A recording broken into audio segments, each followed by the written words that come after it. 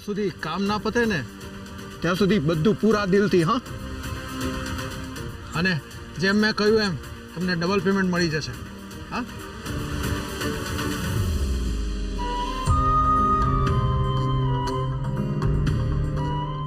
હવે આપણે આ બધું કરીને મોટી બાને શોધીશું. ધ્વનિત, આપણા અને મોટી બાના મિલનનું નિમિત્ત સમજીને આપણે કામ પર લાગી જવું જોઈએ. અરે પણ સરગમ મારી ધ્વનિત, પ્લીઝ હવે કશું બોલવું કે સાંભળવું નથી. હવે માત્ર હૃદયમાં માતાજી અને દ્રષ્ટિમાં ફક્ત મોટી બા.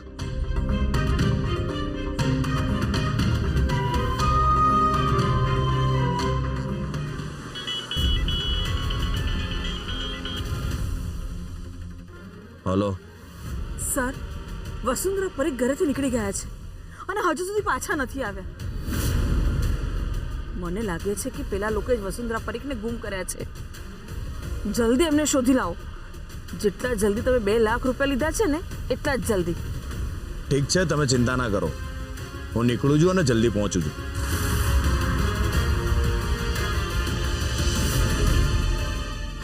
સરગમ, સિરિયસલી હવે હદ થઈ ગઈ છે. હવે મારાથી આ બધું સહન નહીં થાય. ધ્વનિત, હજુ એવી કોઈ હદ નથી થઈ. આ તો માતાજી આપણી પરીક્ષા લઈ રહ્યા છે અને સાચી પરીક્ષા તો એ જ કહેવાય ને જેમાં આપણે દરેક પડાવમાં ખરા ઉતરીએ. અને મને મારા અને માતાજી ઉપર પૂરો વિશ્વાસ છે. ઠીક છે, જો તને આટલી શ્રદ્ધા છે તો મને પણ તારી શ્રદ્ધા પર શ્રદ્ધા છે. ચાલ. ચાલ.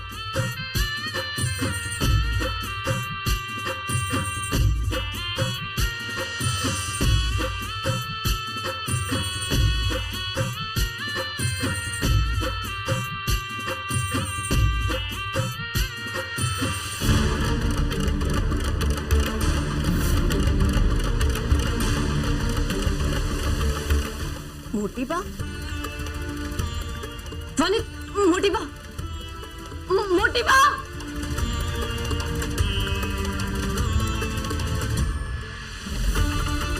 મોટી બા.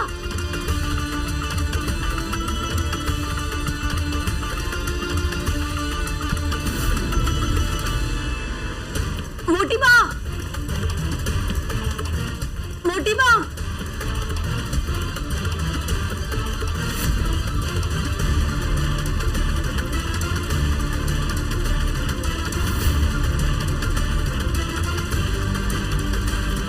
મોટી બા.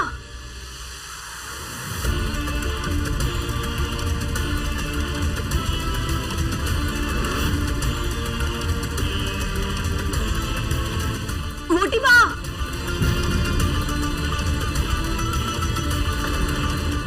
હમણાં તો મોટી બા અહીંયા જ હતા.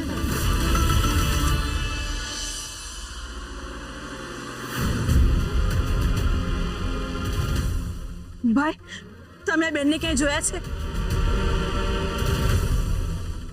તમે આ બેનને ક્યાંય જોયા છે? ના, મમ્મી ત્યાં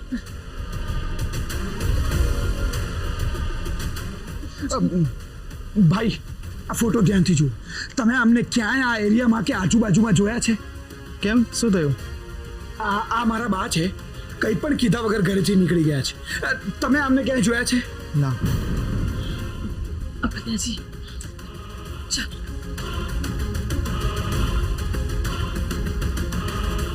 ભાઈ, તમે આમને ક્યાંય જોયા છે? ના, નથી જોયા. બેન, તમે આ બાને ક્યાંય જોયા છે? ના, મેં નથી જોયા.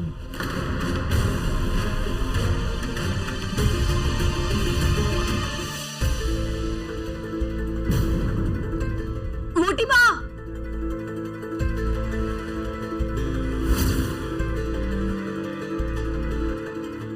મોટી બા.